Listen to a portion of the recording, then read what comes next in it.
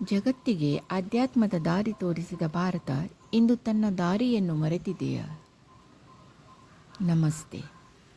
ಬುದ್ಧ, ಮಹಾವೀರ, ಉಪನಿಷತ್ತುಗಳು, ಯೋಗ, ಧ್ಯಾನ ಇವೆಲ್ಲವೂ ಈ ಭೂಮಿಯಿಂದಲೇ ಜಗತ್ತಿಗೆ ಮೂಲೆ ಮೂಲೆಗೆ ತಲುಪಿತು. ಒಂದು ಕಾಲದಲ್ಲಿ ಜಗತ್ತು ಭಾರತವನ್ನು ಕೇವಲ ಒಂದು ದೇಶವಾಗಿ ನೋಡಲಿಲ್ಲ, ಜ್ಞಾನದ ಭೂಮಿಯಾಗಿ ನೋಡುತ್ತಿತ್ತು. ಹಾಗಾದರೆ ಇಂದು ಪ್ರಶ್ನೆ ಏಳುತ್ತದೆ, ನಾವು ನಮ್ಮ ಪರಂಪರೆಯ ಬಗ್ಗೆ ಹೆಮ್ಮೆ ಪಡುತ್ತೀವೆಯಾ? ಆದರೆ ಅದರ ಜ್ಞಾನವನ್ನು ನಮ್ಮ ಜೀವನದಲ್ಲಿ ನಿಜವಾಗಿಯೂ ಅಳವಡಿಸಿಕೊಂಡಿದೆಯಾ? ಅಧ್ಯಾತ್ಮ ಎಂದರೆ ಕೇವಲ ಆಚರಣೆಗಳಲ್ಲಿ ಅಥವಾ ಕೇವಲ ವಾದವಿವಾದಗಳಲ್ಲ, ಸ್ವತಃ ತನ್ನನ್ನು ಅರಿಯುವ ಧೈರ್ಯ.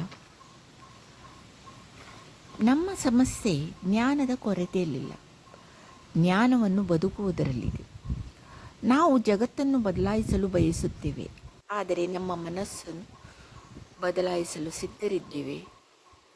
ಯಾಕೆಂದರೆ ಒಂದು ಜಾಗೃತ ಮನುಷ್ಯ ಒಂದು ಕುಟುಂಬವನ್ನು ಬದಲಾಯಿಸಬಹುದು, ಒಂದು ಕುಟುಂಬ ಒಂದು ಸಮಾಜವನ್ನು ಬದಲಾಯಿಸಬಹುದು, ಒಂದು ಜಾಗೃತ ಸಮಾಜ ಒಂದು ರಾಷ್ಟ್ರದ ಭವಿಷ್ಯವನ್ನು ಬದಲಾಯಿಸಬಹುದು.